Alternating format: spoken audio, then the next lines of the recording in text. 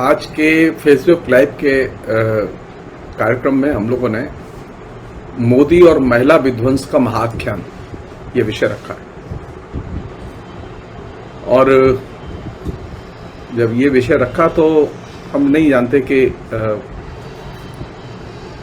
कितनी महिलाएं इसे सुन रही हैं, क्योंकि महिलाओं का सुनना बहुत जरूरी है, क्योंकि मोदी की वोट बैंक में महिलाएं सबसे अधिक हैं।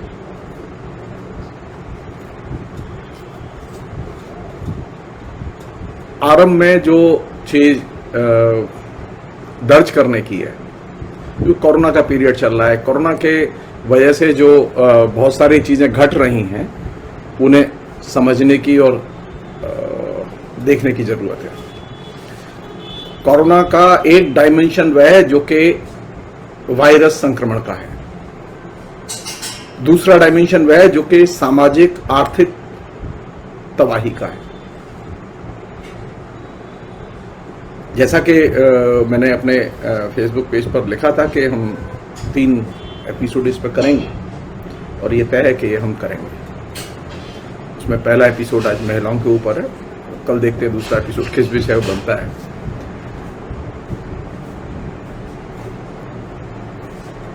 आप में से अधिकतर लोग टेलीविजन देख रहे हैं इस समय। ज्यादातर लोगों की टेलीविजन की देखने की आदत अभी भी बनी हुई है। बहुत कम लोग हैं जिन्होंने टेलीविजन देखना छोड़ दिया है। आप ध्यान से देखिए टेलीविजन। अब मैं जैसे कहूं वैसे देखिए। टेलीविजन पर कोरोना की खबरों की कमी नहीं है, टेलीविजन पर कोरोना की खबरें आ रही हैं। तो कोरोना की जो ट्रेजेडी है वो बड़े पैमाने पर घट रही है, इसलिए टेलीविजन के लिए संभव नहीं है कि वह कोरोना को अपने न्यूज के आइटम से निकाल दे। मोदी नहीं चाहते कि वो आइटम से निकल जाए,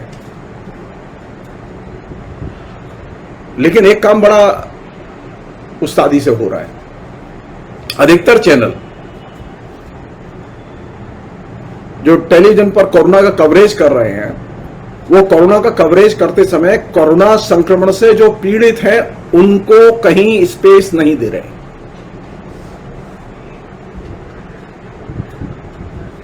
कोरोना से जो पीड़ित लोग हैं वो स्मशान घाट पर है, वो हॉस्पिटल में है, वो घर पर हैं, वो तमाम किस्म के ट्रीटमेंट के बाद स्वस्थ हो रहे हैं। इन सबकी सूचनाएं आपको टीवी पर मिल जाएंगी, लेकिन टीवी पर वे बयान देते हुए लोग नहीं मिलेंगे, रियल लोग नहीं मिलेंगे। सिर्फ एंकर मिलेंगे, एडिटर मिलेंगे, तमाम किस्म के उनके जो टॉक शो में आने वाले लोग हैं वे बोलने वाले मिलेंगे।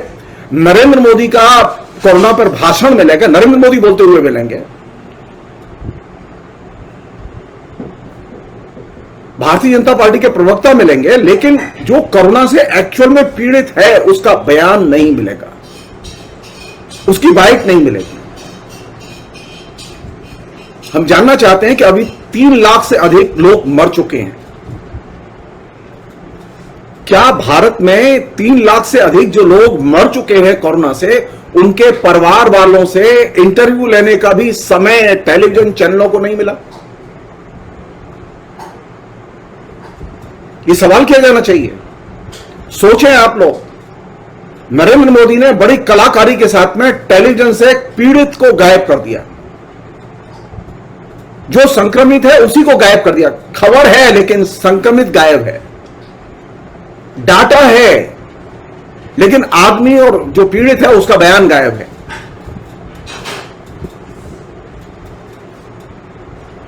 मसलन अगर लाशें तैर रही हैं या स्मशान पर गड़बड़ी है, तो अरे भाई उनके कोई परिवार तो होंगे जिनकी लाशें थी। उन परिवारों तक टेलीविजन चैनल के एंकर, संवाददाता क्यों नहीं पहुंच पा रहे? क्या कोई सेंसरशिप है? मैं बहुत विनम्रता से कहना चाहता हूं कि हां, एक अघोषित सेंसरशिप है। नरेंद्र मोदी की एक डील है कि आप पीड़ित को नहीं दिखाएंगे, और यही वह जगह है जहां से कि नरेंद्र मोदी अपना जो गेम है, मीडिया गेम, नरेंद्र मोदी की कोरोना नीति से जो सबसे ज्यादा इफेक्टेड लोग हैं, उनके बयान, उनकी आप बीती, उनकी जग बीती, वो एक सिरे से गायब है।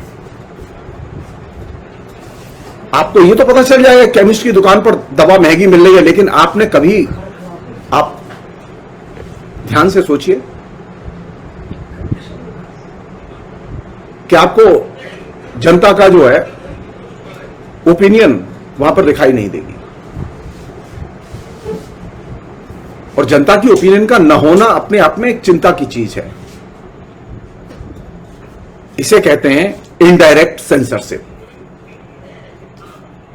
नरेंद्र मोदी ने बहुत ही इंटेलिजेंटली पीड़ित को टेलीविजन नेटवर्क से गायब कर दिया, और टेलीविजन नेटवर्क से पीड़ित को गायब करके नरेंद्र मोदी ने जो सबसे खतरनाक काम किया वो ये किया कि उसने, आप पहचान ही नहीं सकते, फील ही नहीं कर सकते। अब खबर तो है लेकिन फीलिंग गायब है, खबर तो है लेकिन उसके साथ में रिलेट करने वाला जो आदमी है वह गायब है।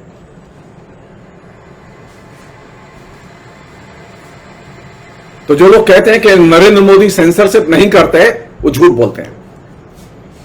नरेंद्र मोदी के द्वारा अघोषित तौर पर टेलीविजन पर बड़े पैमाने पर यह सेंसरशिप जारी है,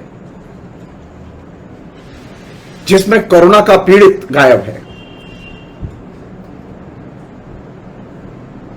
अखबारों में खबरें हैं, अखबारों में वाइट्स हैं, अखबारों में टिप्पणियां हैं, लेकिन टेलीविजन पर आपको पीड़ितों के परिवारों की ओपिनियन एक सिरे से गायब मिलेगी। मसलन यह सवाल किया ही जाना चाहिए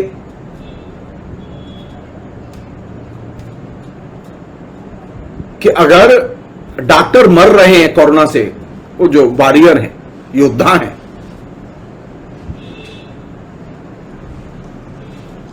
उनके परिवारों को कवरेज नहीं बनता क्या?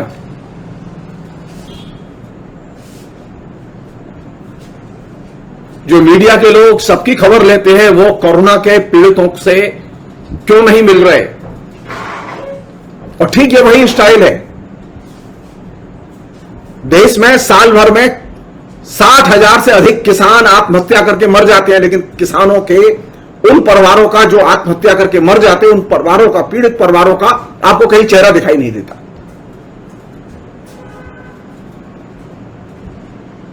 लाखों फैक्ट्रियां इस बीच में बंद हो गई,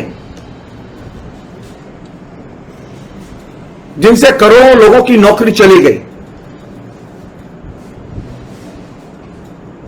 लेकिन वे करोड़ों लोगों में से भी 10 मजदूर टेलीविजन अपने कवरेज के लिए खोज नहीं पाया कि उन पीड़ित मजदूरों की व्यथा सुनाई जाए। तो जो नए युग का टेलीविजन है, मोदी युग का टेलीविजन, उस मोदी युग के टेलीविजन की जो परंपरा है वो वह है जो पहले से चली आ रही है। पहले से मैं बार बार कहता रहा हूं कि टेलीविजन का एक अपना न्यूज फ्लो है, और टेलीविजन के न्यूज फ्लो की ब्यूटी है कि उसमें पीड़ित गायब रहता है। नरेंद्र मोदी ने इस परंपरा को बरकरार रखा है और इसे और ज्यादा अनुशासित किया है, और यह चीज अपने आप में चिंता की चीज है। तमाम डेमोक्रेटिक डिस्कोर्स से, तमाम अच्छे कवरेज से पीड़ित गायब है।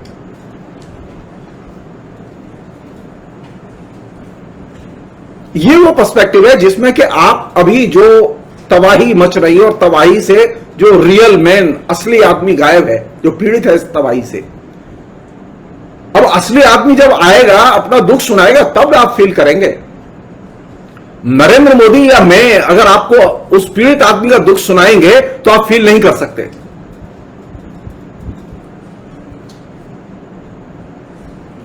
त्रासदी घट रही है, लेकिन त्रासदी का नायक दृश्य से गायब है। हमने त्रासदी को सिर्फ एक सूचना और डाटा में कन्वर्ट कर दिया है, उसमें से आदमी गायब है, और यह बहुत बड़ी मीडिया दुर्घटना है।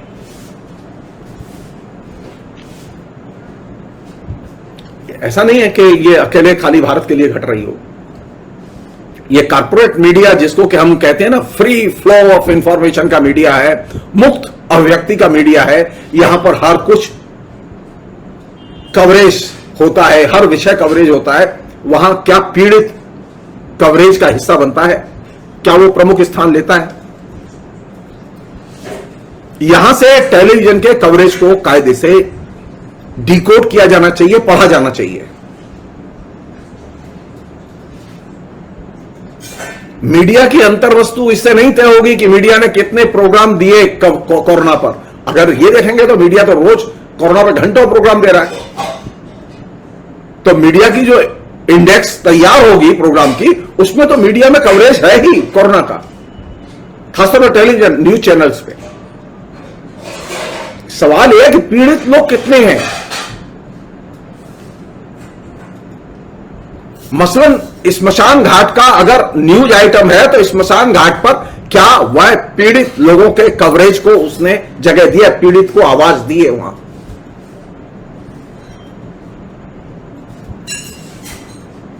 मेरी जो जानकारी है, मैं नहीं जानता कि सही है गलत है, ईश्वर करे मेरी जानकारी गलत हो, लेकिन मेरी जानकारी है अधिकतर चैनल इस चीज को स्ट्रिक्टली फॉलो कर रहे हैं कि पीड़ित की आवाज दृश्य में दिखाई नहीं देनी चाहिए। आवाज सिर्फ एक ही व्यक्ति की होगी, वह है नरेंद्र मोदी, और एक ही व्यक्ति की होगी जो है नरेंद्र मोदी के प्रवक्ता।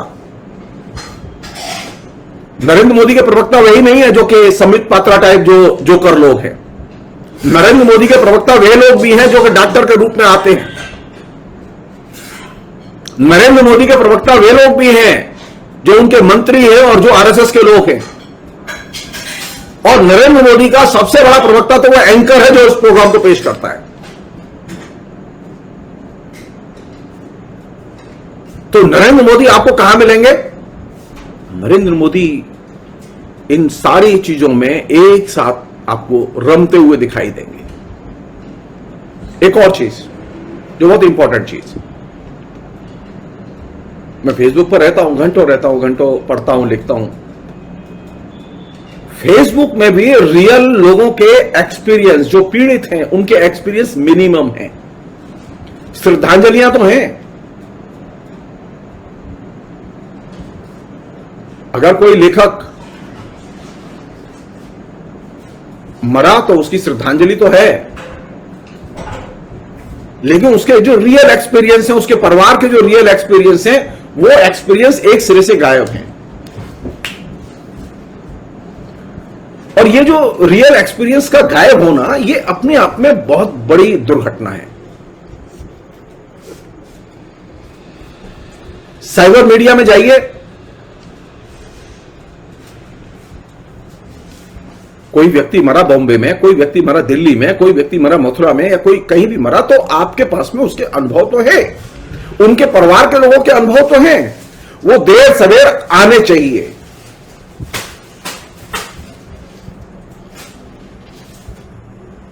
तो आपके पास में सिर्फ श्रद्धांजलि के लिए नाम होते हैं और हम खुश हैं। हम ये कवरेज देके खुश हैं कि हमने श्रद्धांजलि दे दी। हम खुश हैं कि हमने फेसबुक पर एक 4 पंक्तियां लिख दी, फलां लेखक मरा। हमको मालूम ही नहीं है और हमारे किसी मित्र को नहीं मालूम, यहां तक कि जो लेखक संगठन चलाते हैं, वो चाहे जनवादी लेखक संघ के लोग हों, चाहे वो प्रगतिशील लेखक संघ के लोग हों, चाहे वो जनवादी सांस्कृतिक मोर्चे के लोग हों, या वो आरएसएस के जुड़े हुए जो लेखक संगठन समूह है उनके लोग हों, आपको पता ही नहीं चलेगा कि जो आदमी कोरोना से संक्रमित होकर मरा है वो किस दुख से और ट्रेजेडी से गुजरा है।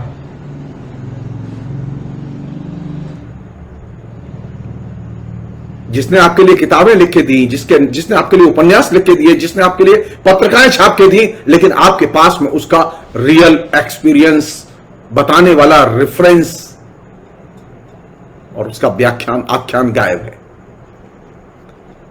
तो अभी जो एक फेज चल रहा है, नरेंद्र मोदी का फेज, नरेंद्र मोदी का युग, इस नरेंद्र मोदी के युग की सबसे बड़ी ब्यूटी है कि इसमें पीड़ित साइबर से भी गायब है और पीड़ित टेलीविजन न्यूज चैनल से भी गायब है।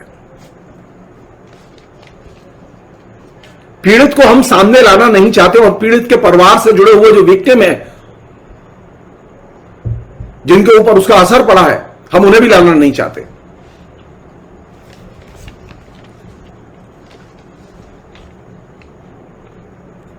ये वो परिप्रेक्ष्य है जिसमें कि आप पूरे के पूरे ये जो विध्वंस लीला चल रही है, जो कि आपके फीलिंग से गायब है, आपके अनुभूति से गायब है, क्योंकि आपके पास में रियल चरित्र नहीं है, रियल अनुभव नहीं है।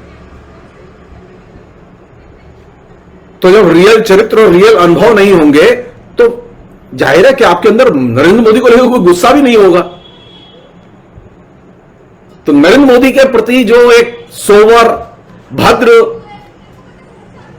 सामंजस्यपूर्ण जो एटीट्यूड मध्य वर्ग के लोगों में दिखाई देता है, जो कि इन माध्यमों का सबसे अधिक उपयोग कर रहे हैं, उसका कारण यह है कि आपके साइबर से, आपके सोशल मीडिया से, आपके टेलीविजन न्यूज चैनल से पीड़ित को एक सिरे से अपदस्थ या खदेड़ के बाहर कर दिया गया, और ये इनडायरेक्ट सेंसरशिप है। इससे सभी लोग संचालित हैं। हम इसे समझने के लिए तैयार नहीं है कि आखिर ये सेंसरशिप हमारे मन में कहां से आई। अब मैं उस पहलू की ओर आना चाहता हूं जिसको कि मैंने आज सेंट्रल थीम रखा है। वो सेंट्रल थीम क्या है कि ये महिलाओं की क्या कंडीशन है। आपको आश्चर्य नहीं होता कि पिछले 1 साल से ये कोरोना का विध्वंस चल रहा है, और कोरोना के विध्वंस में नरेंद्र मोदी ने अपने किसी भी भाषण पर केंद्रित होकर महिलाओं की तकलीफों के बारे में कुछ नहीं बोला।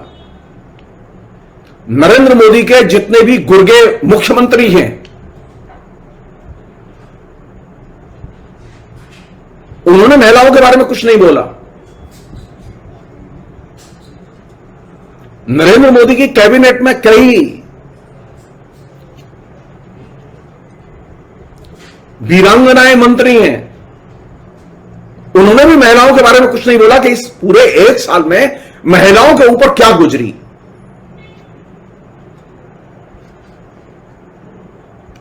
अरे कुछ ना सही तो मतलब प्रोपेगेंडा के लिए ही सही, नरेंद्र मोदी की पीड़ित महिलाओं से मुलाकात तो करा देते, साइबर मुलाकात करा देते।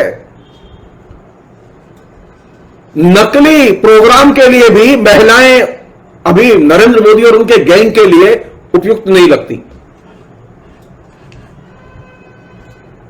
टेलीविजन पर आपको सीरियल मिलेंगे, सीरियल में महिलाएं मिलेंगी, आपको विज्ञापन मिलेंगे, विज्ञापन में महिलाएं मिलेंगी, आपको सिनेमा मिलेगा, सिनेमा में महिलाएं मिलेंगी, लेकिन आपको कोरोना पीरियड में कोरोना से प्रभावित महिलाएं कहीं दिखाई नहीं देंगी।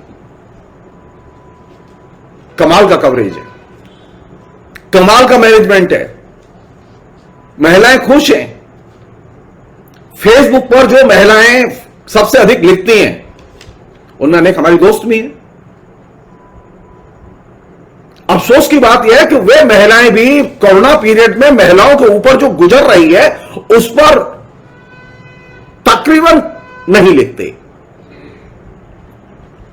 आपको अपनी कविता की चिंता है, आपको अपनी कहानी की चिंता है, आपको अपने जो है कैरियर की चिंता है, आपको अपने यौवन की चिंता है, आपको अपने सौंदर्य की चिंता है, आपको अपने फोटो लगाने की चिंता है, लेकिन आपको इस बात की चिंता नहीं है कि इस दौर में पिछले 1 साल में करोड़ों महिलाएं बेदखल करके, नौकरी से, धंधे से बेदखल करके पुनः घर की चौहद्दी के अंदर पहुंचा दी गई हैं।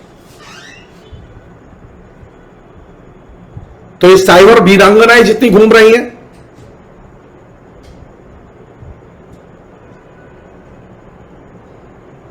ये लोग भी उतने ही जिम्मेदार हैं इस कवरेज के न होने के।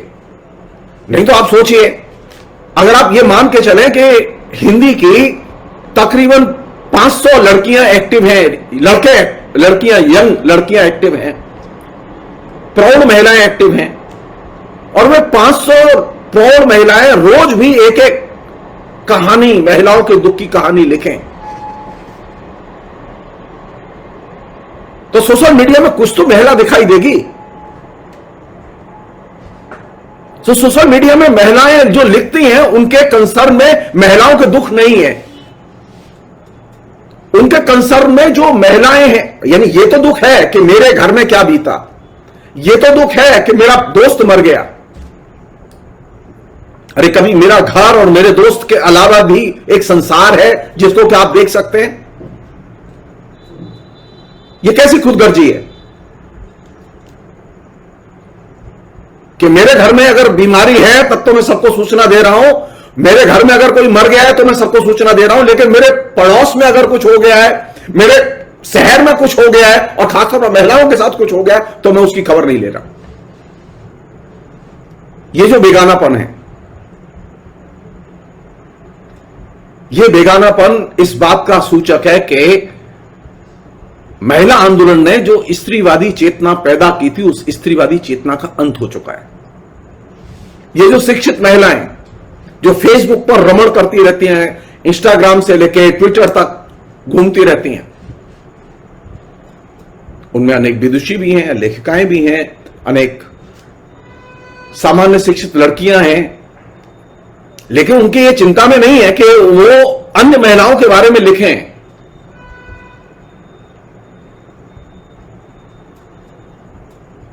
मेरी 63-64 साल की एज हो गई, लेकिन मेरी 64 साल की एज में मैंने अपने लाइफ के अनुभव में इस एक साल में जितनी महिलाओं की तबाही देखी और पढ़ी है, मैंने कभी नहीं देखी और पढ़ी। 70 साल के हिंदुस्तान में जितनी महिलाएं पहली बार पिछले एक साल में नौकरी से बेदखल की गई हैं, रोजगार से बेदखल की गई हैं और घरों में उनका उत्पीड़न हुआ है, उतना उत्पीड़न उनका कभी नहीं हुआ। लेकिन आपको सोशल मीडिया में, आपको टेलीविजन में, आपको मंत्रियों के बयानों में, मुख्यमंत्रियों के बयानों में, प्रधानमंत्री के बयानों में आपको इस पीड़ित महिला की कहीं पर भी एक झलक दिखाई नहीं देगी।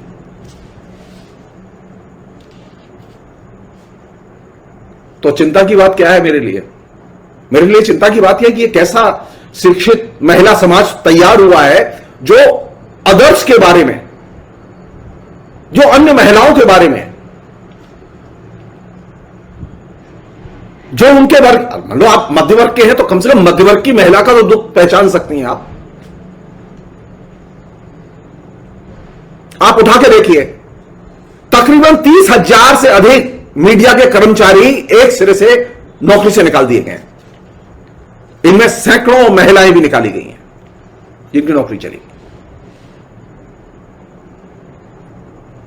आप अपनी जो फ्रेंड लिस्ट है फेसबुक की, उसमें जाइए और सर्च कीजिए कि आपके जो मीडिया में काम करने वाले फ्रेंड थे, जो आपके अभी फेसबुक फ्रेंड हैं, उन्होंने कितना, और खासतौर पर महिलाएं, उन्होंने कितना इन महिलाओं के नौकरी जाने के बाद की स्थिति पर लिखा है। तो आपको 1 या 2% मुश्किल से लोग मिलेंगे।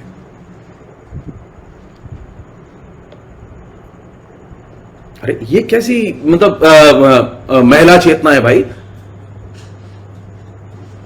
जिसको महिला का दुख दिखाई नहीं देता। यही वह महिला चेतना है जो कि नरेंद्र मोदी के एक सिरे से गुलाम है और नरेंद्र मोदी की जय जयकार में लगी हुई है। आपको महिलाओं की ट्रेजेडी दिखाई नहीं देती, आपको मुसलमानों की ट्रेजेडी दिखाई नहीं देती, आपको मजदूरों की ट्रेजेडी दिखाई नहीं देती, आपको किसानों की ट्रेजेडी और कुर्बानियां दिखाई नहीं देती, लेकिन आपको सिर्फ अपनी कविता और कहानी दिखाई देती है और आप चाहते हैं कि आपको अप्रिशिएट किया जाए। जी नहीं, समाज के प्रति आपके कोई सरोकार भी तो होंगे। आप जो कविता, कहानी, उपन्यास लिख रहे हैं उसके कोई सामाजिक लक्ष्य भी तो होंगे कि खाली सामाजिक लक्ष्य लिखना है। तो हमने एक ऐसा लेखक, एक ऐसा महिला समाज, शिक्षित समाज सोशल मीडिया पर पैदा किया है जिस सोशल समाज के पास में स्त्री चेतना और स्त्री के दुखों की अनुभूति नहीं है। मैं नाम नहीं लेना चाहता लोगों के, लेकिन वास्तविकता है ये। इसे पिन पॉइंट किया जाना चाहिए। ये उस जो स्त्री आंदोलन ने जो अवेयरनेस पैदा की थी, जो स्त्री चेतना पैदा की थी, उसके डिक्लाइन का सूचक है कि ये जो नया शिक्षित मध्य वर्ग और इस मध्य वर्ग की महिलाएं जो इंटरनेट पर आई हैं, बड़े पैमाने पर आई, स्त्रियों के हकों की बात करती हैं, स्त्रियों के लिए लड़ने के लिए तैयार हो जाती है। आप एक शब्द लिख दीजिए जिसमें कि कोई स्त्री के लैंगिक पदबंध का इस्तेमाल किया गया हो तो आपके ऊपर हमला करने के लिए तैयार हो जाएंगे। लेकिन मजाल है कि पिछले 1 साल में इन्होंने 5 पोस्ट भी स्त्रियों के उत्पीड़न पर लिखी हो। कई करोड़ महिलाओं की नौकरी चली गई, कई करोड़ महिलाएं घर के अंदर ढकेल के भीतर कर दी गई। हजारों लड़कियां जो मॉल में काम करती थी, दुकानों में काम करती थी, वे नौकरी से निकाल दी गई और वे घर में भेज दी गई। करोड़ों बच्चे जो स्कूल जाते थे उनमें बड़ी संख्या लड़कियों की भी है, वो खदेड़ के घर में भेज दिए गए। आपके पास में कोई आख्यान नहीं है। अगर किसी ने किसी ऐसे शब्द का इस्तेमाल कर लिया जिसका कि स्त्री के शरीर से संबंध है, तो आप बस एकदम डंडा लेके पिल जाते हैं फेसबुक पर।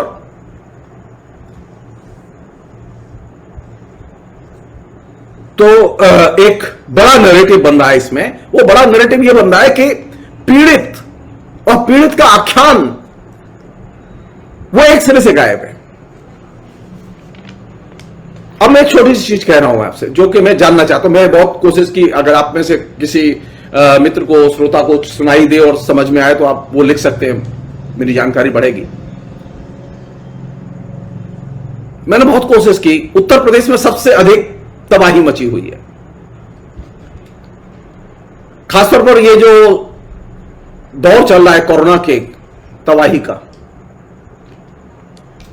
जिसे वो लोग दूसरी वेव कह रहे हैं। अरे भाई, वो वेव, पहली वेव, दूसरी वेव, तीसरी वेव, चौथी, अरे कोरोना तो गया ही नहीं। ये तरंगे कहां से उड़ रही हैं? कोरोना चला गया होता और फिर दोबारा आता तो वेव कहते। कोरोना है। कोरोना जिस दिन से आया है, कोरोना है। कोरोना गया नहीं। या गलत फहमी में है कि कोरोना की पहली वेव, दूसरी वेव, तीसरी वेव, शांति, नॉर्मल सी, फिर कोरोना है। कोरोना जाने वाला नहीं है। तो इस फेक जो पदबंध है जिसका इस्तेमाल हो रहा है, पहली वेव, दूसरी वेव, तीसरी वेव, इस फेक पदबंध से बाहर निकलिए।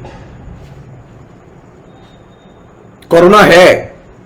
कोरोना तब तक रहेगा जब तक कि आप, हम सब लोग तैयार नहीं होते इससे लड़ने के लिए। हम लोग कैजुअल, तदर्थ रवैया अपनाते रहेंगे, कोरोना हमें दबोचता रहेगा। कोरोना है और कोरोना रहेगा। सरकारें आएंगी और जाएंगी, कोरोना नहीं जाने वाला। ये दिमाग से निकाल दें। एड्स चला गया क्या? कैंसर चला गया? सरकारें आई और गई, कैंसर नहीं गया। जब वायरस से कोई बीमारी फैलती है और वायरस जब अटैक करता है तो वायरस जाता नहीं है, वायरस रहता है। बहुत कम केस में ऐसा हुआ कि वायरस मर जाता है।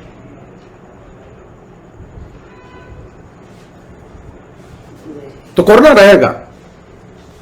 तो ये वेव के नाम पर जो एक पाखंड चल रहा है कि हमने पहली वेव कंट्रोल में कर ली थी, फिर आप घूमने निकल आए, तो फिर पूरे देश में एकदम हंगामा मचा और सारा देश एकदम प्रदूषित करके फेंक दिया गया और सारा देश मुसीबत में डाल दिया गया।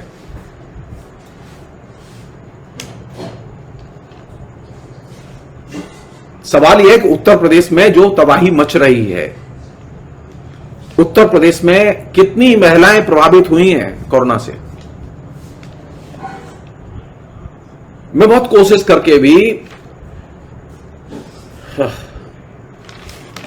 सिर्फ 5 राज्यों का स्त्री संबंधी डाटा में जुगाड़ कर पाया। इसमें महाराष्ट्र है, तमिलनाडु है, बिहार है, झारखंड है,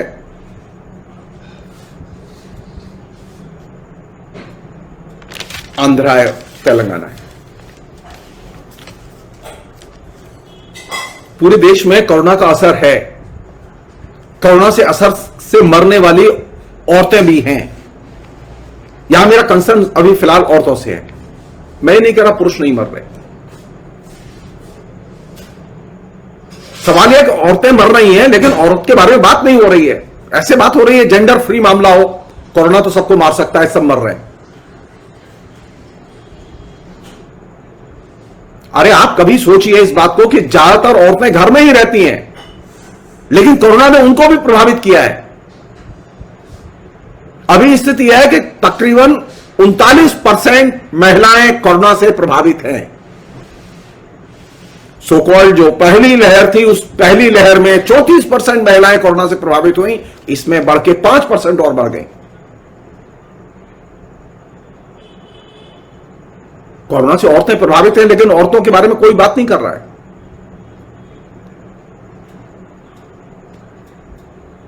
औरतों का डाटा भी अधिकतर राज्यों से नहीं आ रहा है। मसलन अगर हमारे पास में तेलंगाना, आंध्रा, महाराष्ट्र, तमिलनाडु, बिहार और झारखंड का डाटा है, तो हमें यह जानना ही होगा कि ये बाकी जो राज्य हैं इस देश में, वहां का डाटा क्यों नहीं आ रहा है महिलाओं का? क्या बाधा है इसमें?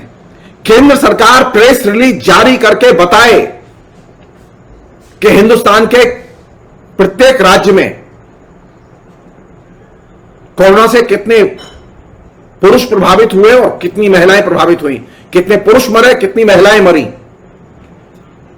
और जो लोग मरे उनकी एज क्या थी, और जो लोग बीमार पड़े उनकी एज क्या थी। आप ऑफिशियल डाटा रिलीज नहीं कर रहे, आप ऑफिशियली जनता को ब्रीफ नहीं कर रहे।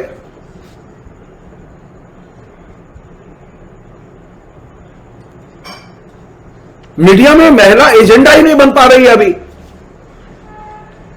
सीरियल अच्छा लगता है, स्त्री के साथ सेक्स अच्छा लगता है, स्त्री के साथ बात करना अच्छा लगता है, लेकिन स्त्री के कष्टों के बारे में लिखना अच्छा नहीं लगता। क्यों? क्या वजह है? क्या वजह है कि टेलीविजन से सीरियल गायब नहीं हुए, सीरियल से औरतें गायब नहीं हुई, लेकिन कोरोना की औरतें जरूर गायब हो गई। सीरियल में कोरोना का डाटा जरूर गायब हो गया।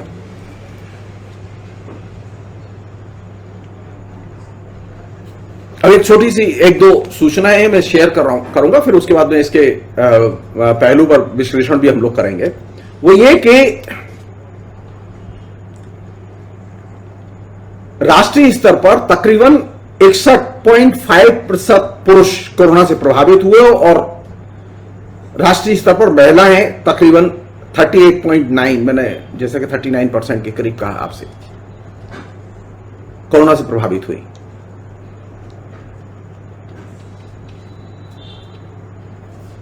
अगर ये रेशो है तो इसका मतलब स्त्रियों को बड़ी अच्छी खासी तादाद में कोरोना प्रभावित कर रहा है, कोरोना का संक्रमण उनको दबोच रहा है।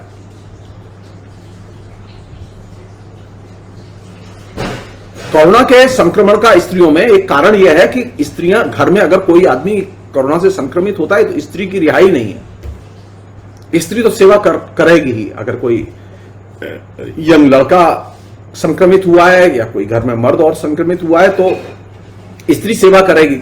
हमारे यहां ज्यादातर औरतें घर में रहते हुए कोरोना से संक्रमित हुई हैं, क्योंकि वे परिवारजनों की सेवा कर रही थी। हमने उन्हें सेवा करने से मुक्ति नहीं दी।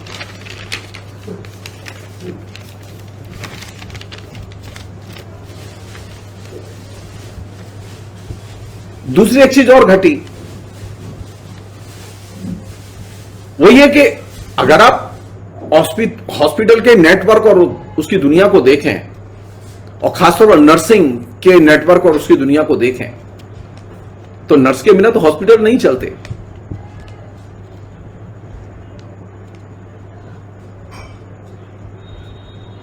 तो हॉस्पिटल में नर्सों की जो कंडीशन है और नर्सों के साथ में जो स्थिति है, क्या सरकार उसके प्रति गंभीर है? सरकार डॉक्टर के प्रति गंभीर नहीं, सरकार नर्सों के प्रति गंभीर नहीं, नर्सों को कोई एक्स्ट्रा बेनिफिट नहीं इससे। वो चाहे एक्स्ट्रा टाइम दे, काम करे, लेकिन उसे कोई ओवर टाइम पेमेंट नहीं मिल रहा है कुछ भी।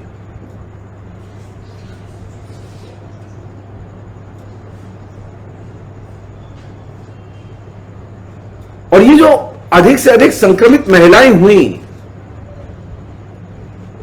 उसमें औरतों के शरीर पर भी प्रभाव पड़ा, औरतों के दिमाग पर भी प्रभाव पड़ा। सबसे अधिक स्ट्रेस, तनाव में लड़कियों को और औरतों को ही रहना पड़ा है इस बीच में, क्योंकि वो अधिकतर घर में रहती हैं और वो एकदम घर में एकदम केंद्रित हो गई। और दूसरी चीज जिसने कि सबसे बुरी स्थिति पैदा की वो ये कि अचानक बड़े पैमाने पर गरीबी पैदा हो गई। तो औरतों को एक साथ स्ट्रेस, संक्रमण और गरीबी, इन तीन चीजों से एक साथ लड़ना पड़ रहा है। जो लोग कहते हैं कि औरत कहां मिलेगी, औरत वह नहीं है जिसे आप हेमा मालिनी कहते हैं, जिसे सेलिब्रिटी कहते हैं। सेलिब्रिटी औरतें तो टेलीविजन पर दिखाई देती हैं। जो स्ट्रेस में, संक्रमण में, जो गरीबी में औरत घिरी हुई है, वो औरत तो एकदम क्षितिज से गायब है। आंकड़े बताते हैं कि सारी दुनिया में इस एक साल में तकरीबन 1.7 बिलियन छात्र घर में बैठा दिए गए। इसका एक बड़ा हिस्सा भारत में है, इनमें लड़कियां भी हैं जो घर में बैठा। अब एक घर में सब लोग रहेंगे तो दबाव किस पर होगा? जाहिर है कि स्त्रियों पर दबाव सबसे ज्यादा होगा। औरतें सबसे ज्यादा दबाव में होंगी, घर के काम उनके ऊपर सबसे ज्यादा होंगे। मध्य वर्ग की औरतों के ऊपर भी दबाव है, जो खाते पीते परिवार हैं उनकी औरतों के ऊपर भी दबाव है, क्योंकि नौकरानी ने आना बंद कर दिया है। नौकरानी की एंट्री जहां बंद कर दी गई है, वहां घरेलू औरतों को ही सारे काम करने पड़ रहे हैं। ये जो सेकंड वेव आई है, इस सेकंड वेव ने तकरीबन 10 करोड़ लोग अति गरीबी के नीचे चले गए। नरेंद्र मोदी की कितनी शानदार नीतियां हैं। चले थे डबल इनकम करने, हालत यह है गांठ की पूंजी भी चली गई, गांठ की नौकरी भी चली गई।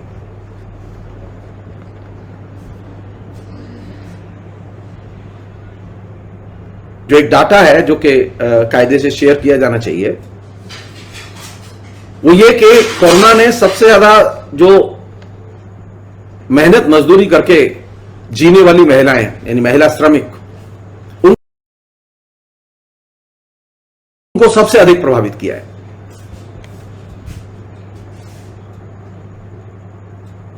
सारी दुनिया में तकरीबन 55 देशों का जो डाटा अवेलेबल है, उसमें 29.5 मिलियन औरतें जिनकी उम्र 25 साल और उससे ऊपर है, उनकी नौकरी चली गई। यह डाटा 2019 की चौथी तिमाही का है। 2020 की दूसरी तिमाही के बीच इतने ही लोग निकल गए।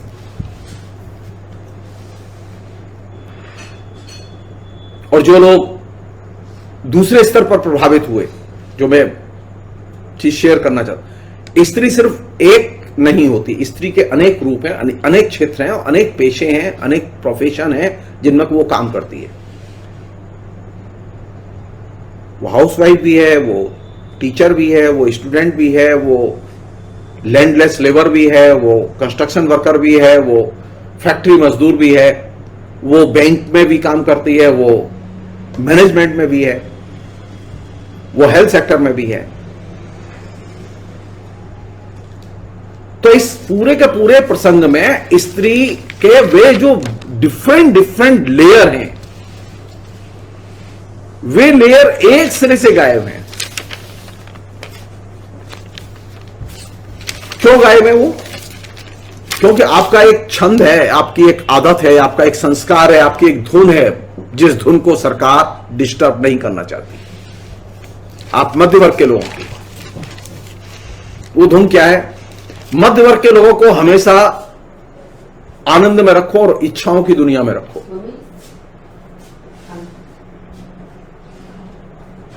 तो मध्य वर्ग के लोगों को, जो कि ओपिनियन मेकर है, जिनकी तकरीबन 35 करोड़ के करीब संख्या है, इनके अगर आनंद को डिस्टर्ब कर दिया गया, और आनंद को डिस्टर्ब करने के लिए कौन सा सबसे अच्छा तरीका होगा? आनंद को डिस्टर्ब अगर करना है तो आप जो रियल ट्रेजेडी नीचे घट रही है, उन रियल ट्रेजेडीज की जो विक्टिम है, उनको सामने ले आओ। उनके जो जीवंत अनुभव है उन्हें सामने ले आओ। तो सरकार की कोशिश यह है कि आनंद डिस्टर्ब ना हो, इसके लिए जरूरी है कि जो रियल ट्रेजेडी के जो नायक हैं, स्त्री और पुरुष, वे टेलीविजन पर आने ही नहीं चाहिए। तो टेलीविजन पर विज्ञापन का फ्लो जारी है, टेलीविजन पर सीरियल का फ्लो जारी है, टेलीविजन पर और दूसरे आनंद के फ्लो जारी हैं।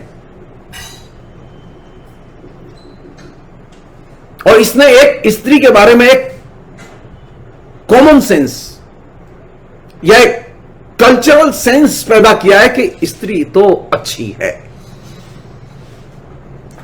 आप देखिए, भारत सरकार खाली 7 दिन के लिए, ये 3 लाख लोग मरे ना कोरोना में, मैं मांग करता हूं कि कम से कम इन 3 लाख लोगों की मृत्यु पर दुख व्यक्त करते हुए कम से कम 7 दिन के लिए सारे सीरियल बंद कर दिए जाएं और सारे विज्ञापन बंद कर दिए जाएं टेलीविजन चैनलों से। आप देखिए मध्य वर्ग के लोगों का, थोड़ा मध्य वर्ग के लोगों की रिएक्शन देखिए। ये मध्य वर्ग की औरतें हैं, मध्य वर्ग के पुरुष जो घर में बैठे बैठे आनंद में डूबे रहते हैं,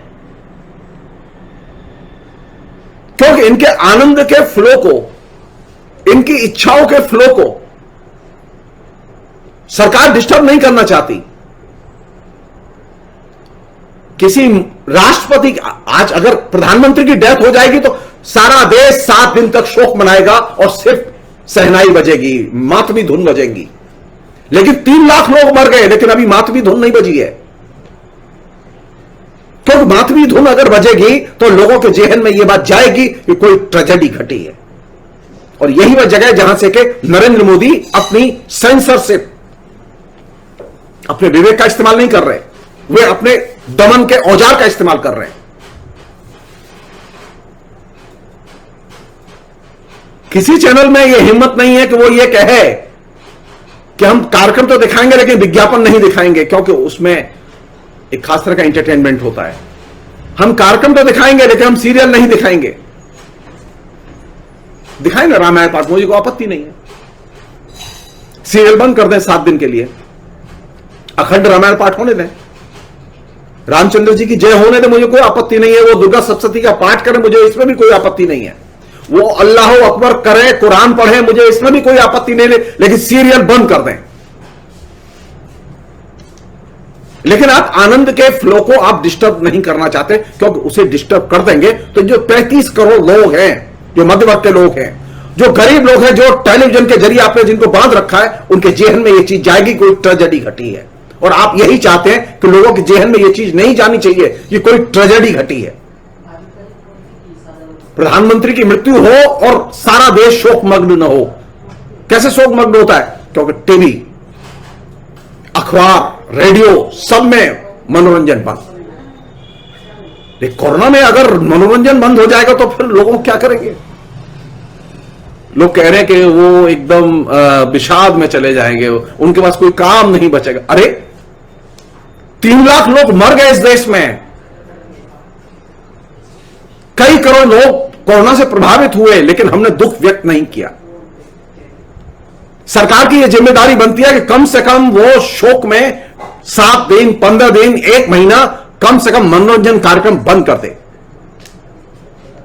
जनता महसूस करे कि देश में 3 लाख लोग मरे हैं। लेकिन आम जनता मरती है तो आपको दुख महसूस नहीं होता, लेकिन प्रधानमंत्री या राष्ट्रपति मरता है तो आपको दुख महसूस होता है, क्योंकि टेलीविजन पर अचानक मातमी धुनें शुरू हो जाती हैं, सीरियल बंद हो जाते हैं, सीरियल की जगह कुछ और आ जाता है। तो आप तो दुख को साझा ही नहीं करना चाहते। आपने जो टेलीविजन में जो आनंद का जो फ्लो है, उस फ्लो को और फास्ट कर दिया और तेज कर दिया, जारी है वो।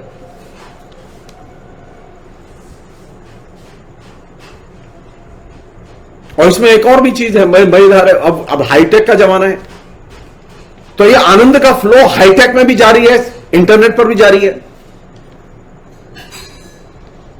क्यों? क्योंकि स्त्री पीड़ा में है, स्त्री तकलीफ में है, स्त्री बेरोजगारी की शिकार है, स्त्री गरीबी में पहुंचा दी गई है, स्त्री घर में कैद कर दी गई है। यह चीज आपके जेहन में न जाए, क्योंकि आपके दिमाग में एक ही चीज बैठाई गई थी कि स्त्री आनंद की चीज है, स्त्री आपकी इच्छा पूर्ति की चीज है, स्त्री आपके परिवार का हिस्सा है। और जिस दिन आपने स्त्री को परिवार का हिस्सा बनाया, उसे एक परिवार का कंज्यूमर बनाया, उपभोग की वस्तु बनाया।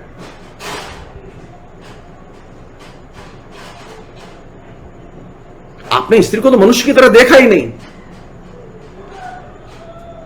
तो आप ये फील कैसे करेंगे कि स्त्री के ऊपर तकलीफ हो रही है तो हमको लिखना चाहिए? स्त्री के ऊपर जुल्म हो रहे हैं, वो गरीबी में ढकेल दी गई है, उसके रोजगार चला गया है, हमें इसकी चिंता होगी नहीं, क्योंकि हमने आनंद के फ्लो में अपने को कैद किया हुआ है।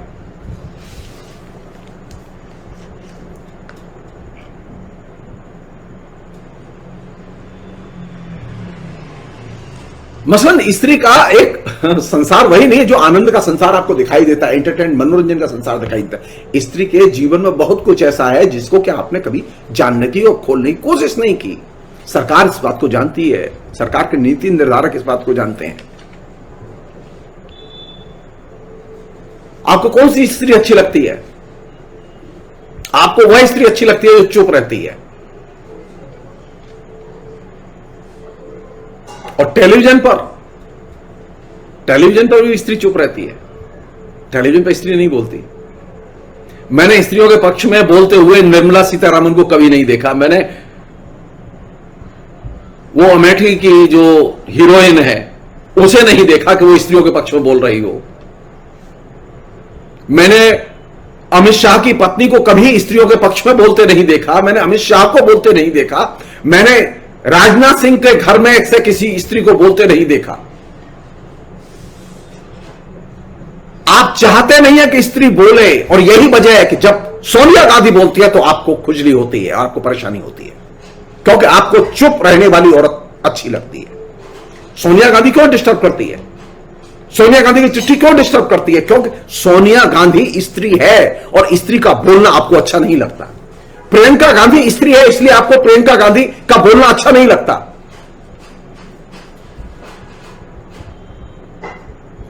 क्योंकि आपकी आदत क्या है? आपकी आदत यह है, आपकी मानसिकता यह है, आपकी राजनीति यह है कि आप इसके आदी है कि स्त्री चुप रहे।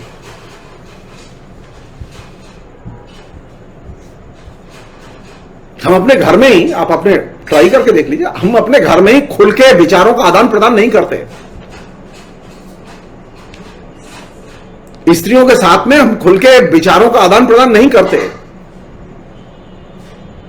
तो जब घर में यह हालत है तो हम टेलीविजन पर कैसे उम्मीद करें कि वहां खुल के विचार का आदान प्रदान करने के लिए स्त्रियों को मौका मिलेगा और स्त्रियां बोलेंगी, और इंटरनेट पर भी स्त्रियां बोलेंगी, क्योंकि उसकी प्रैक्टिस चुप रहने की कराई गई है। तो स्त्री चुप रहती है। तो हमें कौन सी औरत अच्छी लगती है? चुप रहती है, वो औरत अच्छी लगती है। हमें वह औरत अच्छी लगती है जो अनुयायी हो, अनुगामी हो। हमें वो औरत अच्छी लगती है जो सेक्स करे।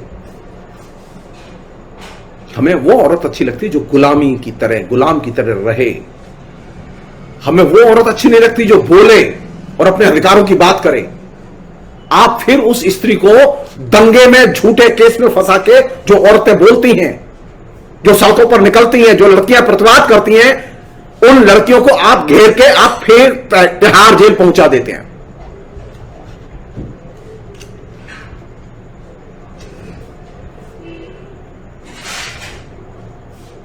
पिछली बार दिल्ली के दंगों के नाम पर जो गिरफ्तारियां हुई उसमें लड़कियों की भी गिरफ्तारी हुई है। जिन लड़कियों ने कलम के अलावा, अच्छे विचारों के अलावा कोई दूसरी चीज जीवन में नहीं की, उन पर दंगे के आरोप, राष्ट्रद्रोह के आरोप लगा के उन्हें बंद कर दिया गया। क्यों? क्योंकि सत्ता का मंत्र है चुप रहो, और स्त्रियों के लिए खासतौर पर मंत्र है वो चुप रहे।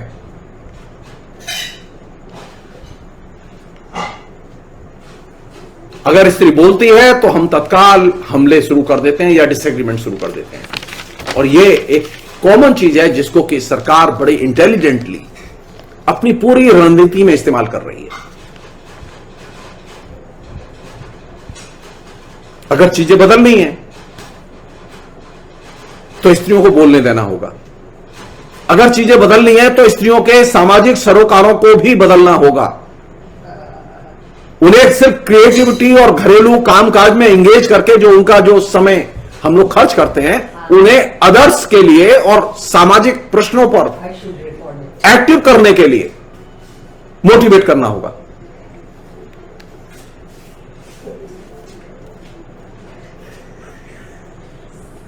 एक अन्य चीज वो ये कि ये जो पूरा फ्लो है, जो एंटी वीमेन फ्लो है, टेलीविजन से लेके नीचे तक, सरकार से लेके प्रधानमंत्री से लेके विधायक तक, समाज कौन चला रहा है? बाजार की शक्तियां चला रही हैं। नरेंद्र मोदी बार बार इस बात को कहते हैं, उनके पहले जो शासक थे वो भी कहते थे। नव्य आर्थिक उदारीकरण का मंत्र है कि बाजार ताकतवर है और बाजार की शक्तियां ताकतवर हैं। जी नहीं, स्त्री ताकतवर है, स्त्री की सामाजिक शक्ति ताकतवर है, इसे आपने क्षितिज से धकेल दिया है।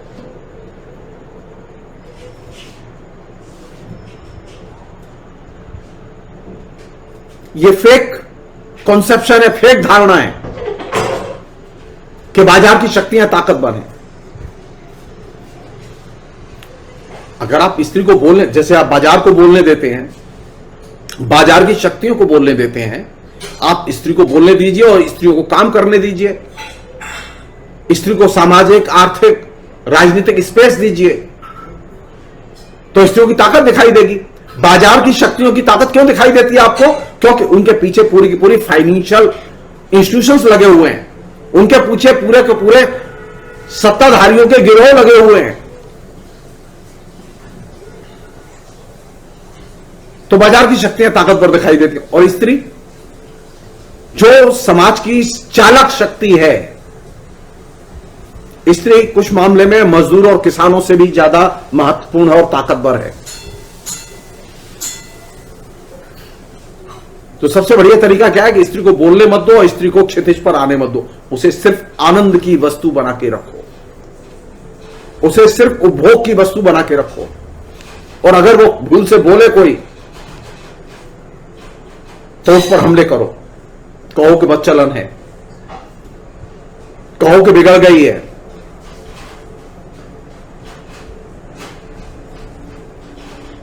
ज्यादा हेकड़ी से पेश आए, ज्यादा राजनीति करे, ज्यादा बढ़ चढ़ के बातें करे, तो पुलिस केस लगाओ, यूनिवर्सिटी से निष्कासित करो। क्योंकि स्त्री का बोलना हमें अच्छा नहीं लगता। तो हमने किस चीज को बढ़ावा दिया है? जब हमने स्त्री पर हमले किया तो हमने किस चीज को बढ़ावा दिया? हमने असमानता को सबसे अधिक बढ़ावा दिया।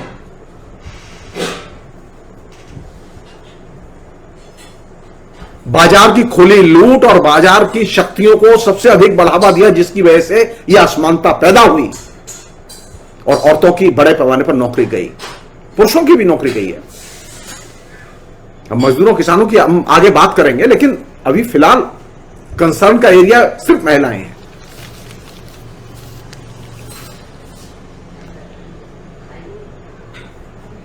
आखिरी चीज,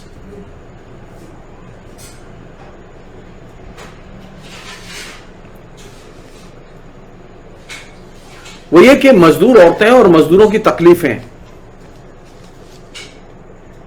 इस पर इंटरनेट पर अनेक सामग्री है, ऐसा नहीं कि सामग्री नहीं है। अनेक महिला संगठन है, उनकी सामग्री है, वो लिख रहे हैं अपने तरीके से। दिक्कत यह है कि उस सामग्री को महिलाएं पढ़ती नहीं है, पुरुष भी नहीं पढ़ते।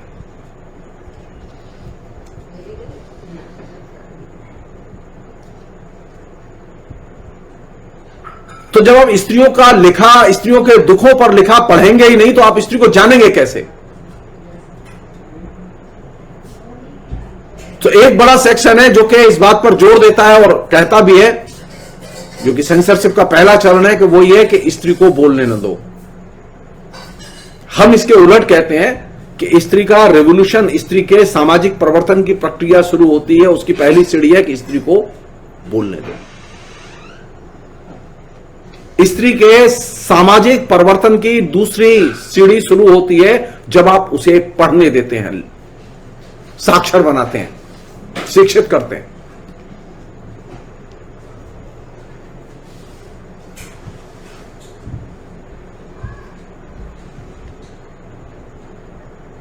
हमारे यहां क्या है कि स्त्री को बोलने जब देते हैं तो उसके बोले हुए को सेंसर करते हैं।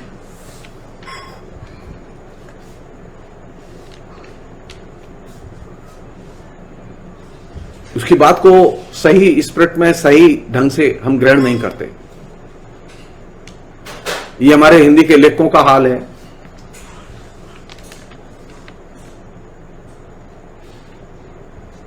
और थर्ड चीज जो है जिससे कि स्त्री को खदेड़ा गया वो ये कि स्त्री के प्रश्न आए तो विषयांतर कर दो।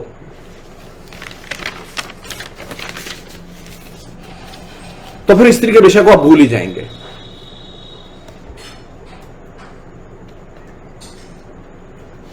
और इस क्रम में हमने ये किया है कि हमने स्त्री की जो बोलने की आजादी है उसको ही नष्ट कर दिया है। मसलन अगर आरजेडी के किसी नेता ने यह कहा कि नीतीश कुमार जो है वो बिहार में मेडिकल सुविधाओं का विस्तार करें, तो पलट के हमला हुआ कि लालू की बेटियां हैं, एमबीबीएस हैं, लालू उन्हें सेवा के लिए भेजें। इसे कहते हैं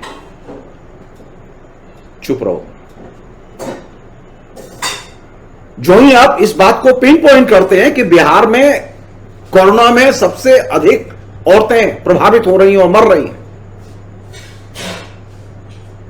तो बजाय इसके कि इसे दर्ज किया जाए, इसकी रेमेडी खोजी जाए, उल्टे हमले शुरू हो जाते हैं।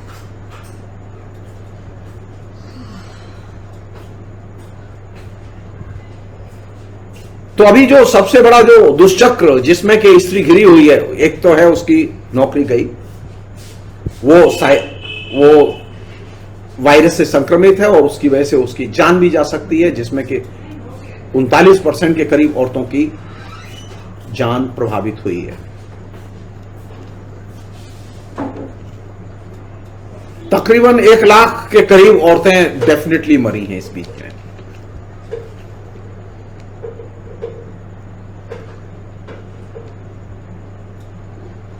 लेकिन हमारे आंसू नहीं आए।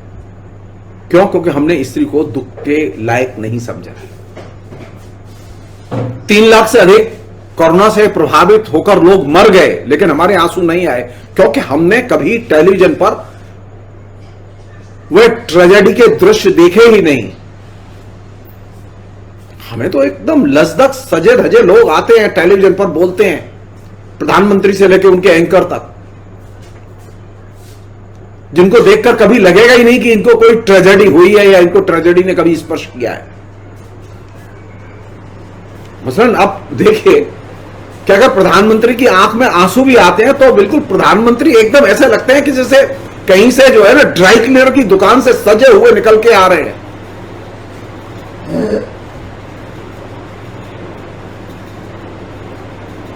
चेहरे पर कोई शिकन नहीं है, कोई परेशानी नहीं है, लेकिन वह दृश्य तो है।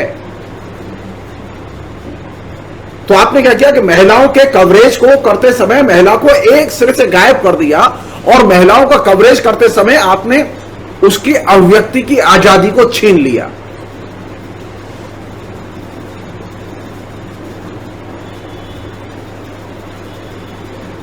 माइग्रेशन हुआ, कितना बड़ा माइग्रेशन हुआ सब लोग जानते हैं। एक छोटा सा आंकड़ा आया कि अभी हाल फिलहाल में जो ये सेकेंड वेव चल रही है उसमें दिल्ली से 8 लाख लोग माइग्रेट करके अपने घर चले गए। कितनी औरतें गई? बाइट देखे आपने? औरतों से पूछा आपने किसी टेलीविजन चैनल पर? क्यों नहीं ज्यादा कवरेज होगा उन औरतों का? क्यों नहीं उन माइग्रेटेड पुरुषों का कवरेज ज्यादा होगा?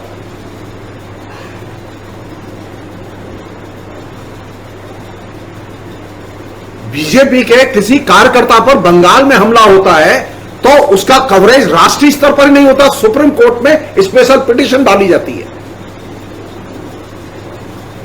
डाली है ना कुछ लोगों ने।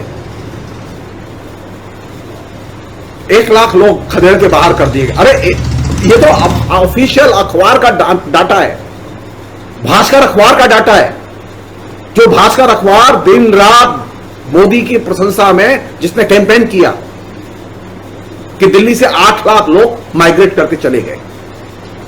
तो ये माइग्रेटेड लोगों की कोई तकलीफ है कि नहीं है? इनके लिए कोई पिटीशन डालने वाला भी नहीं है। माइग्रेटेड लोगों के लिए तकलीफ ना हो, उनको खाना दिया जाए, उनको भाड़ा दिया जाए। क्या दिल्ली की सरकार ने, क्या हरियाणा की सरकार ने, क्या यूपी की सरकार ने सुप्रीम कोर्ट के आदेश का पालन किया? नहीं किया। 1 सप्ताह से ऊपर हो गया कि भोजन के शिविर लगाए जाएं, जहां गरीबों को खाना दिया जाए एनसीआर में।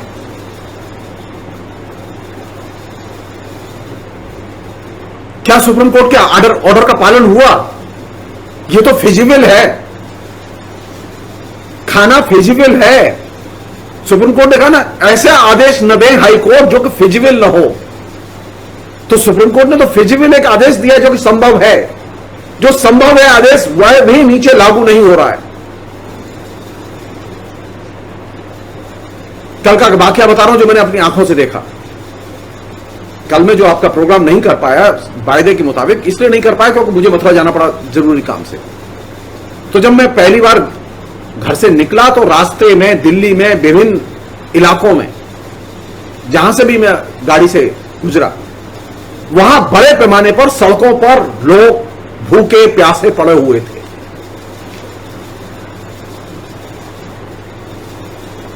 आईएसबीटी के आसपास एक दृश्य देखने को मिला जो कि सिर्फ बता रहा हूं, वो संकेत भर है खाली। अचानक एक गाड़ी आई और गाड़ी में कोई सामान खाने का लेके आए। स्थिति देख के आप हैरान हो जाएंगे कि विदिन ए मिनट वो गाड़ी रुकी है, उसके साथ ही कम से कम 300-400 लोग जो कि फुटपाथ पर रहते हैं वो दौड़ के खाने के लिए दौड़ के गए। सरकार के का कोई टेंट नहीं लगा हुआ, सुप्रीम कोर्ट के आदेश के बावजूद टेंट नहीं लगा है। अभी दिल्ली में लगा है, न एनसीआर में लगा है, जबकि यूपी, दिल्ली, हरियाणा तीनों की सरकारों को यह कहा गया है कि वे गरीबों को खाना दें, वो भूखे नहीं रहने चाहिए, कोई भूखा सोए नहीं।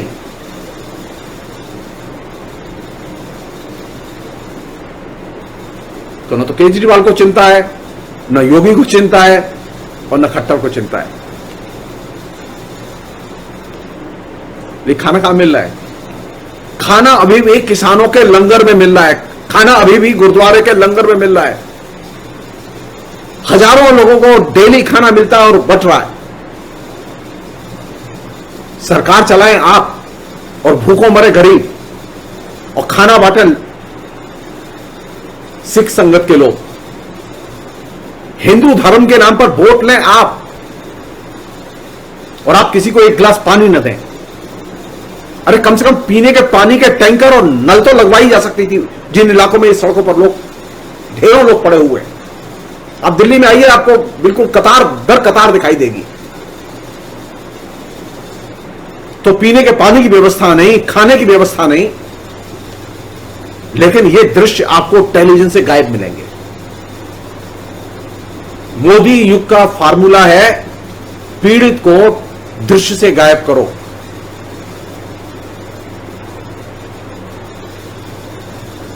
पीड़ित के आंकड़े दर्ज करना बंद करो। और यही वजह है कि औरत क्षितिज से गायब है, औरत जीवन में है। औरत इस भारतीय समाज का 70-60% हिस्सा है, लेकिन कवरेज से गायब। क्या जरूरत है हम लोगों की?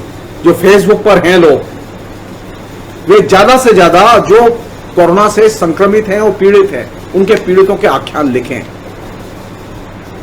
अपने आख्यान नहीं, अपनी दुख बीती तो सब लिख लेते हैं, उसमें कौन सा महान कार्य है? जब आप दूसरे का दुख जानेंगे और लिखेंगे, तब आपकी कलम में बल आएगा। वाल्मीकि ने रामायण लिखी थी क्रौंच वध को देखकर, दूसरे के दुख को। क्रौंच वध, पक्षी का वध हुआ था एक बहेलिया से, एक क्रौंच मेल और फीमेल एक दूसरे से प्यार कर रहे थे, उसमें बहेलिया के हाथ एक का वध हो गया, तो उसमें दूसरा रो रहा था, तो उसके आंख के आंसू देखने के बाद में वाल्मीकि ने वाल्मीकि रामायण लिखी, जिससे सारी राम की कहानी दुनिया में शुरू हुई। जब तक आप अदर्स के बारे में, अन्य के बारे में, दूसरे के बारे में, आप उसके दर्द के बारे में नहीं सोचेंगे और नहीं लिखेंगे,